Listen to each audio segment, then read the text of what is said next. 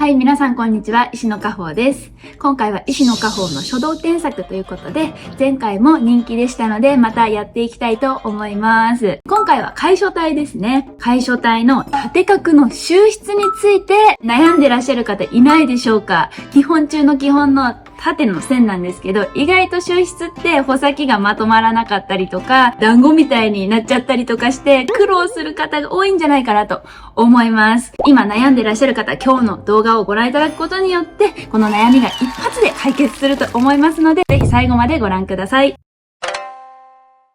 今回ご投稿くださったのは、じゃじゃん、こちらです。紅葉さんの眼神経多方頭皮の臨書ですね。こちらの添削を早速していきたいと思いますので、まずはコメントから読んでいきたいと思います。石野果歩先生、いつも大変お世話になってる、こちらこそです。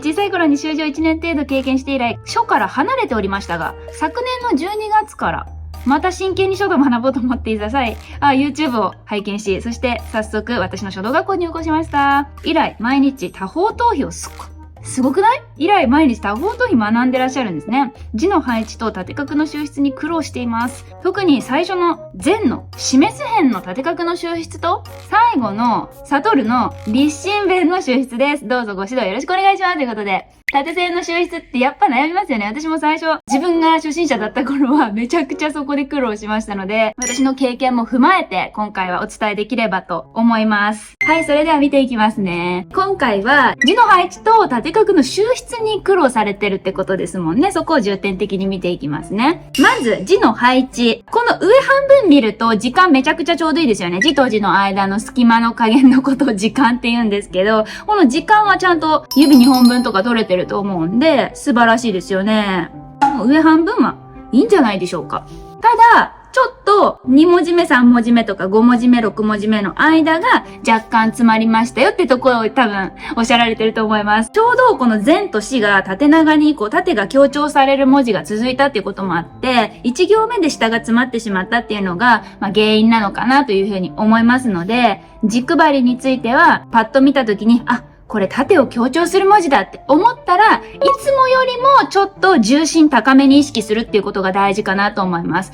眼神経ももともとそうなんですけど、トップの方にボリュームをつけるというか、上の方に重心を吊り上げて、下の方をスッキリとさせるっていう特徴が見られますよね。なのでそういったところをしっかり表現してあげると、下のスペースがしっかり空いてくるんじゃないかなというふうに思っています。ちょっと上から書かせていただきますね。例えばこの点も斜めに打つと高さ出ちゃって下詰まっちゃうけど、幅出ちゃうので。なんですけど、横に打つ。これ眼神経も横に打ってますよね。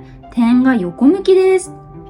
そして、これも結構上の方に緊密に詰めていくなっていう。で、驚くべきは次の縦線の起筆ですよね。なんか普通にここからスタートしてないんですよ。マジでみたいな。ほぼ横角についちゃうぐらいから始まってないですかっていう、このトップの高さっていうのがビビる。こんなに高く吊り上げんのみたいな。もうこれによって重心クイって吊り上がって足元スッキリする感じになるんで、その後もそれに合わせてこの作りを書いていくことになりますから、トップに重心が上がってるのに合わせてこっちも重心を吊り上げていく感覚で書くことになっていくと思うので、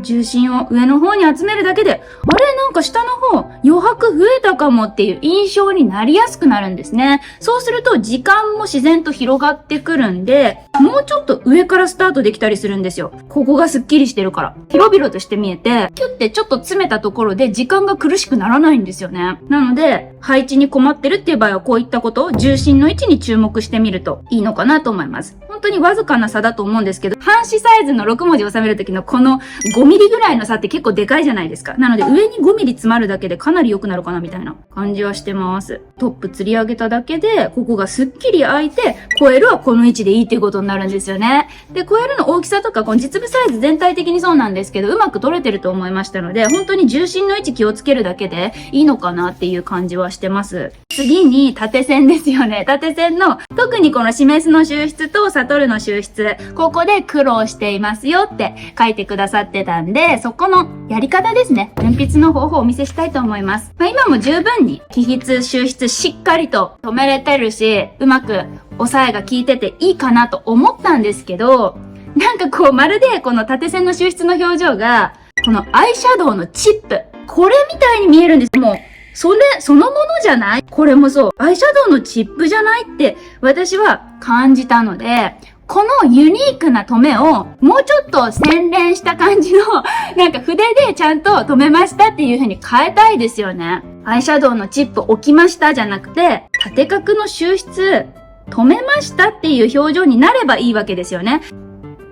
アイシャドウのチップの時とこれは似てるようで全然違うので、このスッキリとした縦の収出にするにはどうすればいいのか。眼神経ってどちらかというと気筆収出力強いですし、コブのようになってもいいかなっていうイメージはありますよね。あるんですけど、意外と多方頭皮は若い時の作なので、スッキリしてる部分も多いんですよね。眼筋冷皮とかに比べるとスッキリしてるんで、縦線の収出も普通になんか穂先左側にいて、来た道戻るような、なんかこういう普通の唐の時代に見られるような縦角の留め方、基本的な縦線の留め方にかなり近いかなっていうふうに思います。こうして、穂先の位置そのまましておいてください。穂先の位置ここ左上にいます。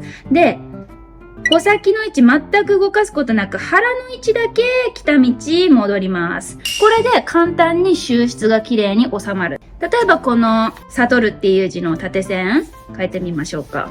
立身弁全体的に書いてみましょうか。起筆しっかり打ち込んで、で、ここですね。止めるときに、わざとらしくゴロって押さえを効かせるっていうよりは、穂先が左上に来ました。ちょっと1ミリぐらいポコって穂先出してくださいね。そして穂先の位置を変えずに腹だけ来た道戻るっていう風にしてみてください。こういうことですよ。穂先の位置そのまま。穂先の位置そのまま。でも腹の位置は上に上がっていった。これを自然と行うとめちゃくちゃうまく描けた感じがすると思うんで、やってみてください。トンスートン。ここまでいいですよね。あとは穂先の位置そのままに腹を上に上げるだけ。わかりますね。穂先残しですよ。穂先残しの腹上げる。穂先残しの腹上げるです。こういうのができるようになると、眼神経のこの綺麗な留めっていうのがしっかり描けるようになるかなって思ってます。で、もちろん勢い余ってこういう風にちょっとコブみたいになるのは全然 OK。わざとらしく押さえ込む。これがなくなればいいですよねっていうところかなと思います。縦角の収出の疑問にもさあお答えできましたので、今度全体的に最後チェックしてみたいと思います。なんか本当にすごいなって思うのが角度。この横角の角度とか1ミリも狂わずにかけてますよね。この信用の角度とかも割と1ミリも狂わずにいけてると思うので、紅葉さんはもう角度マスターですね。すごい角度捉えるのが上手いです。ちょっと曲げるのが遅かったんで、ちょっと形的に不安定になりましたけど、もうちょっとここ早めに沈めてあげれば、もうこの角度でバッチリだったと思うんですよね。ここの部分。であとは線ですね。これもほんとすごいですよ。角度マスターです。この角度いいですよね。素晴らしいと思います。これも角度マスター最高。短く、長く、こっちの方が下がってるみたいなのが見れたらさらに良かったですよね。やっぱ楷書体って立体的である必要があるので、ちょっとこの犬っていう字の部分、こう見せたいんですよね。こっちをショートにする、こっちの背を高くすることによって、こっちの方が手前にせり出て見える原理ですね。紙も四角い紙があって、こうやるとこっちの方が高さ出るじゃないですか。こっち短く見えるって、こういうことですよね。だからここ短くこっち高くするっていうのを実践して立体的に仕上げていってあげると、よりかっこよく仕上がるという。回も最高。この点の打ち方なんかパーフェクトだと思いますよ。このグッて押さえ込む感じの圧とか、すごいいいです。で、ここ意外に粘るんで、抵抗感ある感じ。末端まで気を抜かないっていうか、そういう感じでいきたいので、ちょっと筆幹進行方向と反対に倒す。筆倒すってやっちゃいけないそうな感じがするんですけど、これはもう逆に倒しちゃって、押し上げるようにやった方が末端まで気抜けない線が描けたりとかもするんで、この収出に気持ちを入れていくことによって、さらに格調高い文字になるんじゃないかなっていうふうに思います。細い太いの出し方がめちゃくちゃいい。いいですよ、ここもだんだん細くする縦角とかの表情が細やかに見れてるところが、最高です。ほとんどいいと思いました。表情もうまく捉えられてるし、昨年12月から始めたのにもうこのレベルですかっていう感じがしたので、もうこの調子で、もう今とっても順調だと思いますので、さらに楽しんで、これからもやっていきましょう。今回の添削は以上です。はい、ということで今回は楷書の基本点画でもある縦画の収筆について特に解説をしてきました。一字一字の印象を引き立てるためには余白が適切に確保されている必要もありますので、この余白の美というところにも追求して書道が学べたらとてもいいんじゃないかなというふうに私自身も感じています。今回も最後までご視聴いただいて本当にありがとうございました。この動画ためになったなとか面白かったなと思っていただけた方はぜひいいねボタンよろしくお願いします。動画の感想もコメント欄の方にお待ちしております。チャンネル登録まだの方はぜひチャンネル登録もよろしくお願いします。さらに深く学びたいという方は、アプリで学べる私の書道学校、こちらも運営しておりますので、興味のある方はぜひ概要欄の方から詳細を覗いてみてください。ただいま入学受付停止中なんですけれども、入学受付が再開しましたら、入学待ちでご登録いただいた方から順にご案内させていただきますので、ぜひご登録お待ちしております。それではまた、さようなら。私の書道学校。